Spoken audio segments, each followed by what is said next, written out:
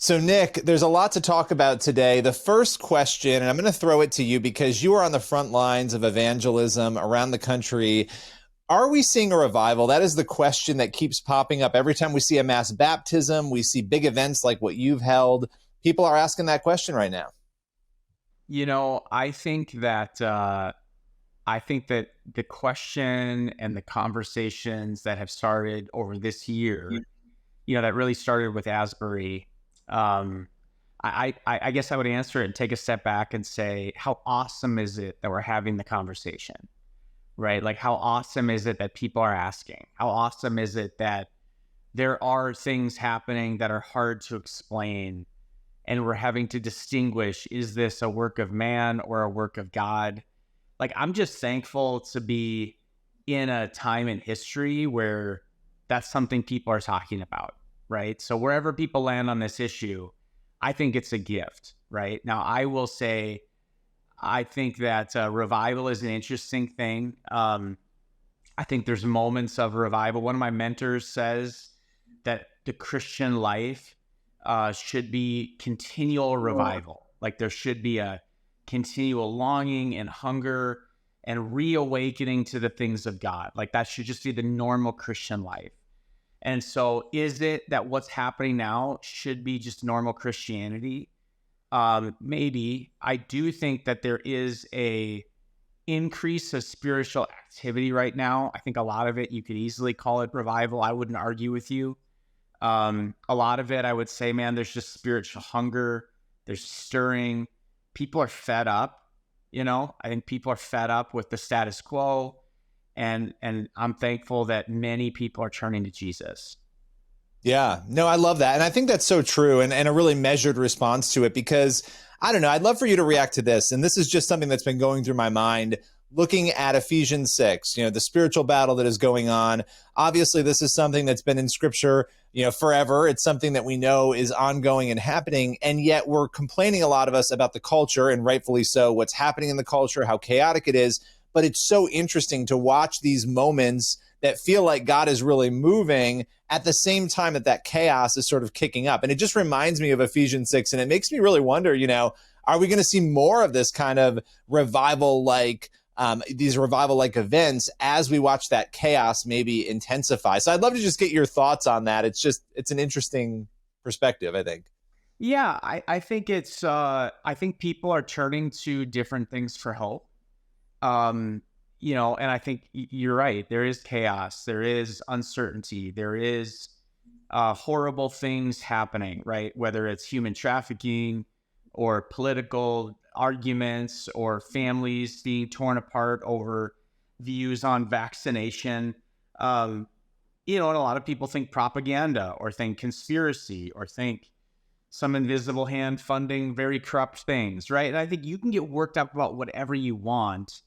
I think that as this happens, there is a alternative course for those that are hungry for a supernatural solution rather than a human one. And I think those that are pursuing that, I think, are going to see more and more and more of the hand of God moving, because the situation we're in is that people are desperate and people are hurting and people are searching.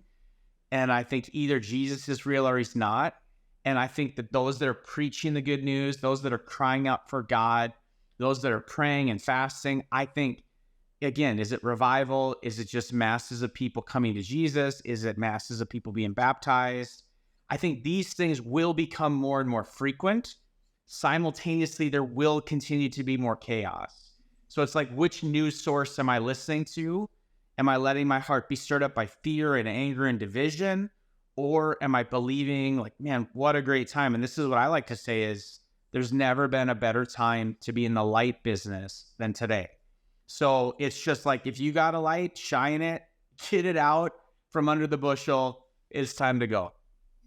Well, and one of the things I love about what you do with Pulse and all of your work is you equip people, right? A lot of young people today, there are so many negative headlines about young people, and yet we're starting to see, like Asbury and down the line, more favorable, uplifting headlines about young people. But Pulse 100, let's talk about this because you are actually raising up, equipping young people, and this is a really cool opportunity. So tell us a little bit about what you're doing through it.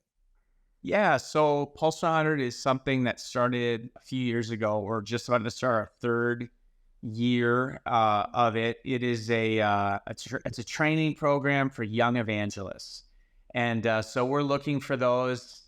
We call it the Pulse 100. We're looking for 100 who will leave the 99 to go after the one. We're looking for 100 who are wanting to live their lives for Jesus and share the gospel and reach a generation that's hurting and lost. So it's really based off of two things. One is Jesus' command and instruction for us, an example for us of I'm the good shepherd that lays down his life. Does he not, the shepherd, not leave the 99 to go after the one? Does he not rejoice? So we're looking at passages like that of God's heart for the lost, but it's also loosely based on a quote from John Wesley, who was, one of the guys that helped birth really one of the last great awakenings and revivals, and also a lot of denominations and great things in church history. But he had this prayer. He said, God, would you give me 100 who hate nothing but sin and fear nothing but God, and I will shake the gates of hell. And that prayer from Wesley resulted in having 100 young circuit rider preachers that ultimately changed the United Kingdom and ushered in a revival that then spread to the Americas. And so we are very much saying we need godly men and women. We need to mentor them, disciple them, come alongside them. So the Pulse 100 is a program that is, these guys and gals are based all over the country, and they're in jobs or they're in school or they're social media influencers. And we are providing them a community. We're providing them coaching. We're providing them a curriculum. We're helping them understand their call as an evangelist. And ultimately, we want them to feel commissioned and sent, into this broken world with the light of the gospel. Now, if there are people who are watching this, listening to it, they know a young person, they know somebody this might be good for, or maybe themselves, they're looking to dive into this sort of training and community, how do they go about applying for it? Yeah, so the applications are just on our website. It's pulse.org. And when you get on the website, really quickly, you'll see a tab for Pulse 100. And, in Pulse 100, they'll tell you about it. There's videos about it. And then there's an application. The application process is basically you apply, you have some sort of a pastoral endorsement, and you send in a video of you sharing the gospel. And we're asking for a short presentation of the gospel. Like, we're just looking for people that love to share Jesus, that want to get better sharing Jesus, that have a passion for that. Maybe you don't know if you're an evangelist or not, but you love preaching, you want to reach more people. I would just encourage people to apply. Like, we are looking for men and women with the call of God in their life that want to be all in for Jesus. And I'll tell them when we get in the program that we have two simple goals for this, okay? Because the number one thing people think, because the program's free. I mean, people have to pay their travel to come in, but there's no tuition. We do 4 retreats. We cover all the expenses of the retreats, food, lodging, awesome, content, speakers, music. And then there's master classes every 2 weeks. And it's about a 9-month program. And it's amazing. But people ask, well, what do you want from us? Like, what are you using us for? What's this about? Nothing's free in this world. This is like, man, like, we have like 2 simple points. Our hidden agenda is this. Like, number 1, we want you to love Jesus in such a way that what you speak of him would be true. And number 2, we want you to last, so that in 5 or 10 years, you're still loving Jesus, following Jesus. Because if those 2 happen, we all win. And if those 2 don't happen, we all lose. And so right now there's a ton of, I would just say weird teaching and weird theology and all kind of stuff that just because it's popular doesn't mean it's true. And so we want men and women of character and of sound doctrine, preaching the truth of the gospel. And then the other side of it is, like, we see a ton of moral failure. We see a ton of scandal. We hear a lot of headlines. And so we are trying to proactively combat that by mentoring and discipling. We want these men and women to be deep, not just like have this wide reach, but man, we care about who you are off the stage, and and your inner life matters. And so we want to make sure there's some biblical disciplines there. So encourage, man, if you know somebody, and again, it's really for 18 to 30-year-olds, but maybe you're outside that gap. We're already seeing a massive demand for people. Now we want it for people who are 35, or some people are like, I'm 55. I wish this was for me. So as the demand is there, we are going to keep creating new avenues for, I would just say, the church, because I think the evangelist as a calling is kind of like, I don't know, I think of it like an endangered species. It's like, where are they? They're people don't know evangelists. You don't hear that very often. It's used more in the tech world than it is in the church. Mm. And my answer to people is to say, people who think of business say, how good would your business be if you cut your sales department? And most people say, well, my business wouldn't last. I'd say, well, the evangelist is the sales department of the church. The evangelist exists to bring people in and to equip the company to share the product, right? And so we need men and women who are called and excited about the good news of the gospel.